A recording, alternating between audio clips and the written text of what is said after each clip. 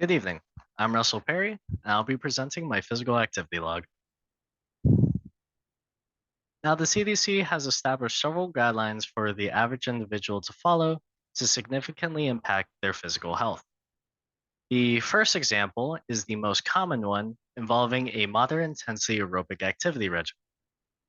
Now, this requires an individual to do activities such as brisk walking for at least 150 minutes every week.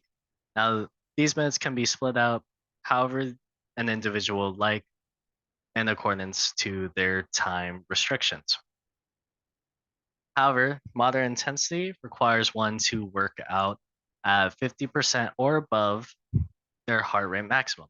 Using myself as an example, my heart rate maximum is 198 beats per minute as a 22-year-old, so I need to work out at 99 beats per minute to reach this moderate intensity goal. Example 2 cuts the time requirement in half to 75 minutes. However, the intensity increases to vigorous, requiring one to work out at 75% of their heart rate maximum. For example 3 is an equivalent mixture of both moderate and vigorous intensity aerobic activity.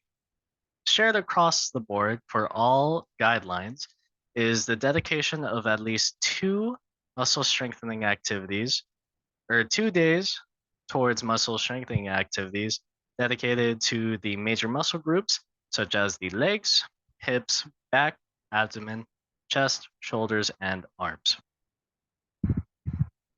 Now, the impact of physical activity on health is quite significant. The CDC has presented that weight management is one of these impacts, with physical activity being able to help one regulate their caloric intake and caloric expenditure. One can significantly reduce their risk of cardiovascular disease through the lowering of their blood pressure and the improvement of their cholesterol levels. One can significantly reduce the risk of type 2 diabetes and metabolic syndrome. One can significantly reduce the risk of infectious disease or the contraction of infectious disease such as COVID 19 and the flu. And one can significantly reduce their risks for developing cancers later on in life. Additionally, through the strengthening of one's bones and muscles via physical activity, one can reduce their risks of injury. Now, going to my physical activity log, starting with my moderate aerobic activity, I met the guidelines for the CDC in all weeks, not falling underneath 200 minutes per week, averaging around 400 minutes of moderate moderate aerobic physical activity. For my vigorous aerobic physical activity, I did not meet the guidelines for example 2 except for week 4. And for my days dedicated to strength training, I met the guidelines, averaging around 3 days per week towards strength training. Now, the percent of time I dedicated to these activities were not greatly varied, with most of my time dedicated towards walking. The 5% was dedicated to my vigorous aerobic activities, which would be my treadmill running, and 13% would be dedicated towards my resistance training.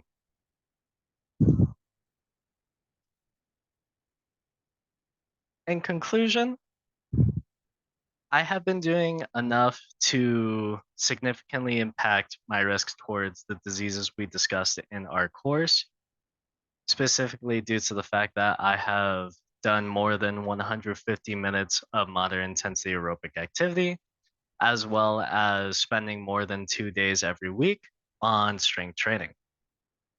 This would have reduced my risks in developing metabolic syndrome due to my consistent aerobic exercise. I would have also significantly reduced my risks for coronary artery disease development due to me spending 5 to 6 weeks or 5 to 6 hours every week of regular physical activity.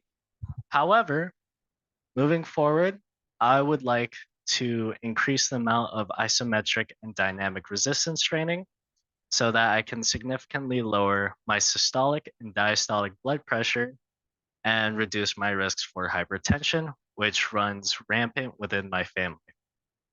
Thank you so much for listening and have a wonderful day.